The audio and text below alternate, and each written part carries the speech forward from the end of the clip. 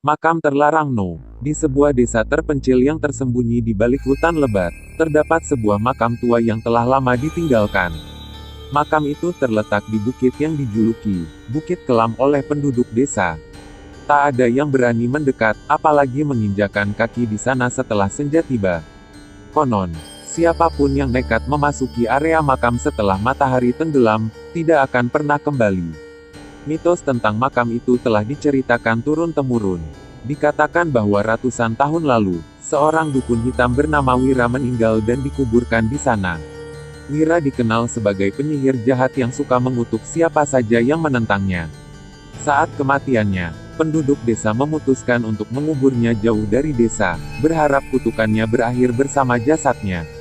Namun, mereka tidak pernah menduga bahwa kematiannya justru membuka pintu menuju dunia lain yang dipenuhi roh-roh jahat. Suatu malam, seorang pemuda bernama Arga yang terkenal sebagai orang pemberani di desanya, merasa tertantang oleh cerita-cerita seram tentang makam itu. Tidak percaya akan tahayul, Arga memutuskan untuk membuktikan bahwa semua itu hanyalah mitos belaka. Ia bertekad pergi ke makam tersebut pada tengah malam. Dengan membawa senter dan pisau kecil, Arga melangkah menuju Bukit Kelam. Saat ia semakin dekat ke puncak bukit, suasana di sekitarnya terasa semakin mencekam. Angin berhembus kencang, membuat pepohonan di sekitarnya bergemerisik dengan suara yang menyeramkan.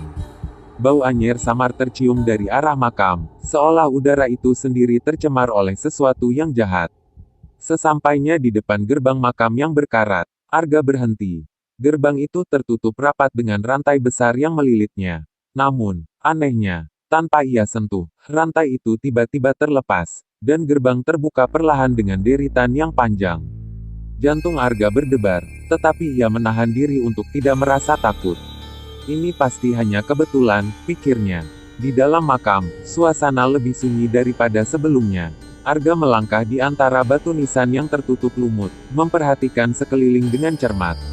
Tidak ada yang aneh, sampai ia mendengar suara langkah kaki di belakangnya. Dengan cepat ia menoleh, tetapi tidak ada siapapun di sana. Mungkin hanya suara hewan, gumamnya. Namun, saat ia berbalik kembali, ia terkejut melihat sebuah sosok berdiri di hadapannya. Sosok itu tampak seperti seorang wanita dengan wajah pucat, tubuhnya terbungkus kain kafan yang kotor. Matanya kosong, menatap Arga tanpa ekspresi. Arga ingin berteriak, tetapi suaranya seolah tersangkut di tenggorokannya. Wanita itu perlahan mendekati Arga, sementara tubuh Arga membeku. Setiap langkahnya menimbulkan suara gemerisik yang mengerikan. Tiba-tiba, dari arah makam terdengar suara tertawa menggelegar, seperti ribuan orang tertawa bersama. Arga merasa tanah di bawahnya bergetar, dan batu nisan di sekitarnya mulai bergerak sendiri. Arga berusaha melarikan diri, tetapi kakinya seolah tertanam di tanah. Ketika wanita itu semakin dekat, tangannya yang dingin mencengkeram pergelangan tangan Arga. Dalam sekejap, Arga merasa seakan-akan ditarik ke dalam kegelapan yang tak berujung. Ia mencoba berteriak meminta tolong, tetapi tak ada suara yang keluar dari mulutnya. Keesokan paginya, penduduk desa menemukan senter dan pisau milik Arga tergeletak di gerbang makam. Tubuh Arga tak pernah ditemukan.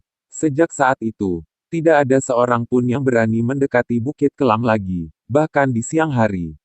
Legenda tentang makam itu terus hidup, dan setiap malam, suara langkah kaki dan tawa menyeramkan masih sering terdengar dari arah makam. Mereka yang berani melintasi bukit setelah gelap, hanya mendengar bisikan samar, "Jangan pernah datang lagi."